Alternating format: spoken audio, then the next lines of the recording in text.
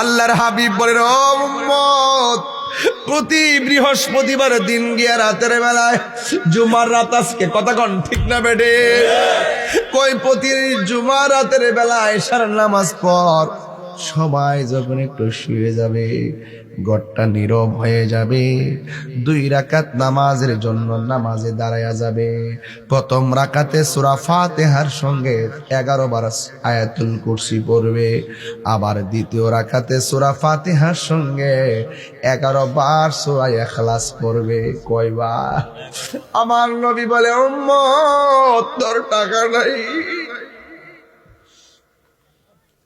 তোর পয়সা নাই, জুমার রাত আমি নবী বইলা দেই, সূরা ফাতিহার সাথে যারা 11 বার আয়াতুল কুরসি পড়ব,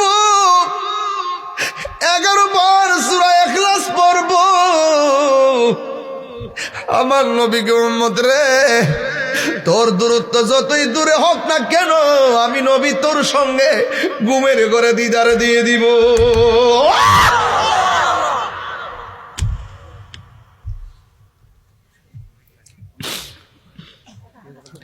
হাই রে ও উলুমুরিয়ার বাবা, জবান খুলে বলো আল্লাহু আকবার। আল্লাহু আকবার।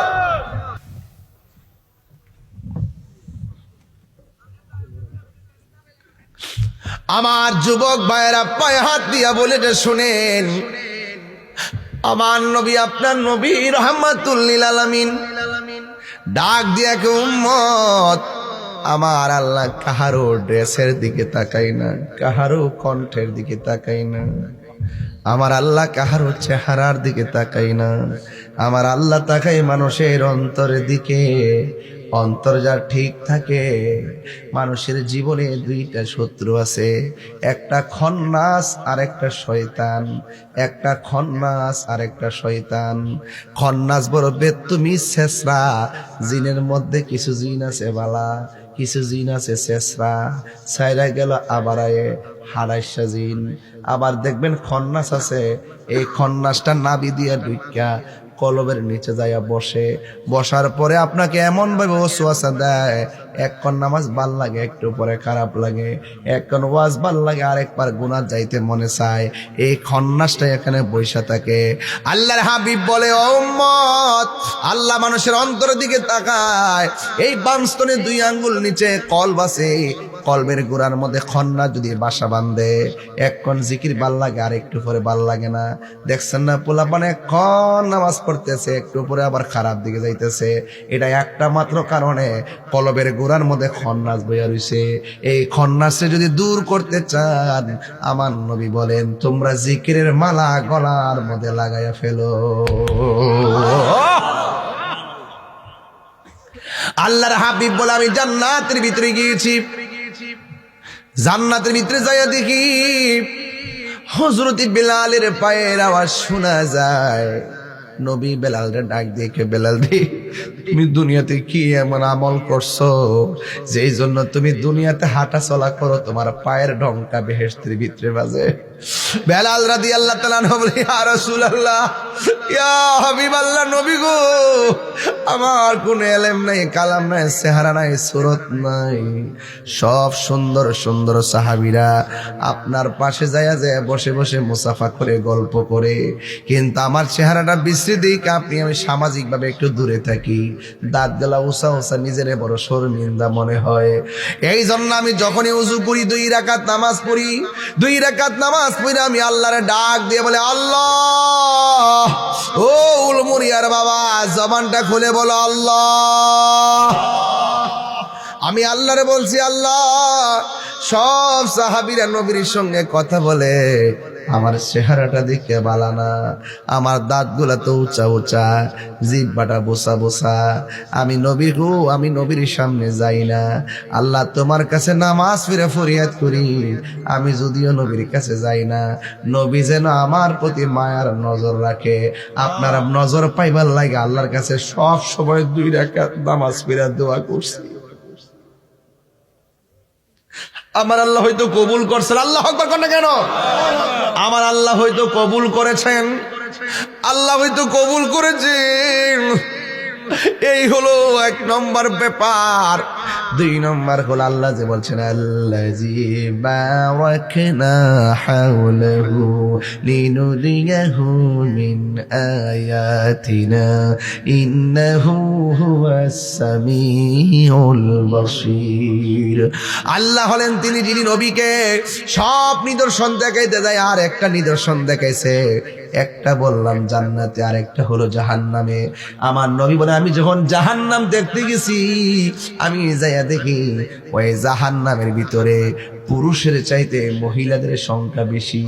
এবার নবীরে প্রশ্ন করা হয়, নবী গো, পুরুষের চাইতে মহিলার সংখ্যা কেন জাহান্নামের মধ্যে বেশি?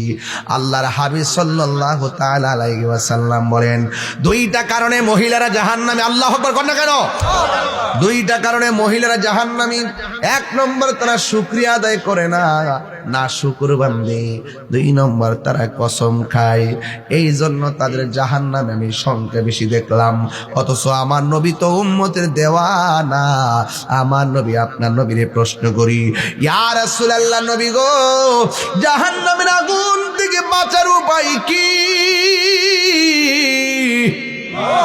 আল্লাহর হাবিব উম্মতের দরদি আমার নবী বলেন, মহিলারা তোমরা শোনো, আমি জাহান্নামের মধ্যে গিয়ে দেখেছি পুরুষের চাইতে জাহান্নামে মহিলা বেশি। এই জন্য তোমরা যদি জাহান্নামের আগুন থেকে বাঁচতে চাও, তাইলে বেশি বেশি করে দান সদকা করো। এই জন্য দান সদকা করে আমার আল্লাহ মহিলাদেরকে জাহান্নামের আগুন থেকে হেফাজত করবে। এখন দান সদকার কথা কেন বললাম? রাসূল বলেন দান এমন একটা জিনিস, আস-সাকিয়ু হাবিবুল্লাহ, দানশীল ব্যক্তি হলো আল্লাহর বন্ধু। দানশীল ব্যক্তি হলো আল্লাহর বন্ধু। এই আমার যুবক ভাইরা, দানশীল ব্যক্তি হলো আল্লাহর বন্ধু। অনুরোধ করে বলে দিয়ে যায়, আল্লাহর হাবিব সাল্লাল্লাহু আলাইহি সাল্লাম বলেন, হাসরের ময়দান যেদিন কায়েম হবে, ওই কঠিন মুসিবতের সময় সব মানুষ নিজের গামে নিজেরা সাঁতার কাটবে, কেউ কাউকে একটা সেকেন্ডের জন্য উপকার করবে না। মানুষ বড় স্বার্থপর, মানুষ বড় স্বার্থপর। মৃত্যুর কোলে ঢলে পড়লে 1 দিন 2 দিন 1 মাস বিছানায় পইরা দেখেন, বন্ধু বান্ধব একটাও আপনার খবর নিবে না। আইসিইউতে আপনি যান, ফেসবুকে একটু লিখবে, দেখবেন আপনি দেখতে যাবে না, সে মনে মনে ভাববে আপনাকে দেখতে গেলে তার টাকা খরচ হবে, আপনাকে দেখতে গেলে হয়তো তাকে উপকার করা লাগতে পারে, অথবা টাকা চাইতে পারে, আপনি তাকে দেখতে যান না। মানুষ বড় স্বার্থপর, এই পৃথিবীর কেউ কারো না। আপনি একটু মৃত্যুর ঘাটে পয়রা দেখেন, আপনার খবর কেউ নিবে না। জানাজার ময়দানে গিয়ে দেখবেন মানুষ কত ব্যস্ত, আর আব্বাইতের সঙ্গে যে বাজারে বসে যে আড্ডা মারে, ঘন্টার পর ঘন্টা চলে যায়, ঘড়ির কাঁটার দিকে তাকায় না। কথাটা অপ্রিয় হলো সত্য, সঠিক কিনা বলেন? মানুষ বড় স্বার্থপর। দেখবেন হাজার মানুষ কবর, হাজার মানুষ জানাজার ময়দানে জানাজা পড়েছে, মাটি দেওয়ার সময় সে এত ব্যস্ত দোকানে যায় চা খাইতেছে, অথচ তার মনটা 3 দিন পর্যন্ত দুর্বল থাকার কথা। দুস্থডারে শোয়াই দিয়ে এলাম, সাসাডারে শোয়াই দিয়ে এলাম, নানাডারে শোয়াই দিয়ে এলাম, নানিডারে শোয়াই দিয়ে এলাম, আব্বাডারে শোয়াই দিয়ে এলাম, আমার নানাকে শোয়াই দিয়ে এলাম, আমার বন্ধুরে শোয়াই দিয়ে এলাম। 3টা দিন পর্যন্ত তার মনটা নরম থাকার কথা, অথচ একটু পরে জানাজার যাইয়েই, জানাজা শেষ করেই হাসতে হাসতে হাসতে হাসতে আড্ডা মেরে মেরে ফেসবুক চালাইতে চালাইতে বাজারে যায়, কেউ হাটে যায়, কেউ মাঠে যায়। কথা বলেন ঠিক কিনা? বলছি মানুষ বড় স্বার্থপর। আপনার ফেসবুকে 5000 ফলোয়ার আছে, আপনার বাবা মারা যাওয়ার পর স্ট্যাটাস দিবেন, দেখবেন 30 জনের বেশি কমেন্টস করে না। এই পৃথিবীর কেউ কারো না। এই জন্য আমরা সুন্নি যারা আছি, আমরা সব সময় একটা কথা বলি, কেউ আপন হতে হবে না, আমাদের আপন হলো মদিনাওয়ালা। আমি কি বুঝাতে পারছি আপনাকে? আমি জানি না কথাগুলো আপনারা কিভাবে নিবেন, এটাই সত্য, এটাই বাস্তব। মানুষ বড় স্বার্থপর। 3 দিন পর সব বলে যায়। আপনি ভাবছেন যে আপনার গরুর দুধ দহন করে বাজার করতে হয়, আপনি মারা গেলে বুঝি আপনার এটা বন্ধ থাকবে? প্রশ্নই আসে না। আপনি মারা যায় দেখেন দুধ বেচার মানুষ অভাব হবে না। আপনি মারা যায় দেখেন ব্যবসা আরো ভালো চলতেছে। আপনার ব্যবসা আপনার ছেলে পায় আরো খুশি যে বহুত দিন পরে চাবিটা পাইছি। এটা বাস্তব চলতেছে, খবর নিয়ে দেখেন। মাটি দেওয়ার পরেই সম্পদ নিয়ে কারাকারি শুরু হয়ে গেছে গা। আরে বেটা বাপ তারে কবর দিছ 3 দিন পর্যন্ত সুখ পালন কর, 40টা দিন পর্যন্ত নামাজ কালাম পর, ওটা তো আপ এন্ড ডাউন করে। আমার মরণের কতদিন বাকি আমি জানিলাম না গো আল্লাহ, মরণের কতদিন বাকি আমার মরণের কতদিন বাকি আমি জানিলাম না গো আল্লাহ, মরণের কতদিন বাকি। আর আজরাইল আসিয়া যখন হস্তে দিবা দরি, আজরাইল আসিয়া যখন হস্তে দিবা দরি, তখন আমার মনাবাই করবালু কালু কি আমি জানিলাম না গো আল্লাহ, দিন বাকি আমার মরণের কত দিন বাকি আমি জানিলাম না গো আল্লাহ, নের কত দিন বাকি। আর 40 দিনের আগে ভাইরে মৌতের নিশানি,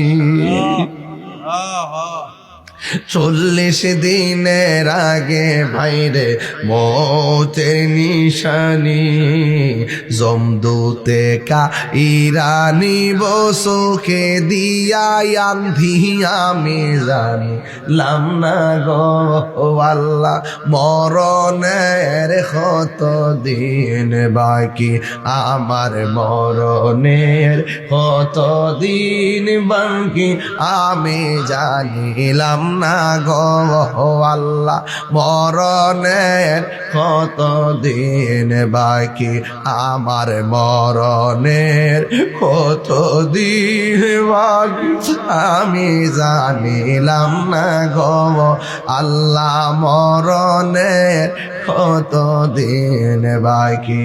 জোরে জোরে কি আল্লাহু আকবার বলা যাবে না? আমার নবী বলে উম্মত কেউ কারো সামনে গিয়ে আপন হবে না। ওই কঠিন মুসিবতে 7 প্রকারের মানুষকে আল্লাহ আরশের নিচে ছায়া দিবে। 1 নম্বর হলো ন্যায় বিচারক, 2 নম্বর হলো দানশীল ব্যক্তি। এই জন্য আমার নবী বলেন, ও মহিলারা তোমাদেরকে দেখেছি বেশিরভাগ জাহান্নামে, তোমরা যখন বেশি বেশি করে দান করবা আমার আল্লাহ জাহান্নামের আগুন থেকে তোমাদেরকে হেফাজত করবে। এই হলো 2 নম্বর। 3 নম্বর হলো আমার নবী সিদরাতুল মুনতাহায় গেল। আমার নবী বলে, ইয়া জিব্রাইলু হাল্লাকা মিন হাজাতিন ইলা রাব্বিকা, তুমি যে বলতেছো সামনে যাইতে পারবা না, তবে তুমি আমার কাছে বলো আল্লাহর কাছে কিছু চাও কিনা। আমরা যদি নবী কই তো চাও কিনা, আমরা কইলাম বলে বেহেশত চাই, ঠিক নেই? আর ওই ঠিক নেই, বেহেশত কি চাই? বেহেশত চাই। আর জিব্রাইল বলে, নবী গো নবী গো নবী আমি কিছু চাই না, সারিল্লাহা আন আবসুতা জানাহিয়া আলা সিরাতিলি উম্মাতিকা।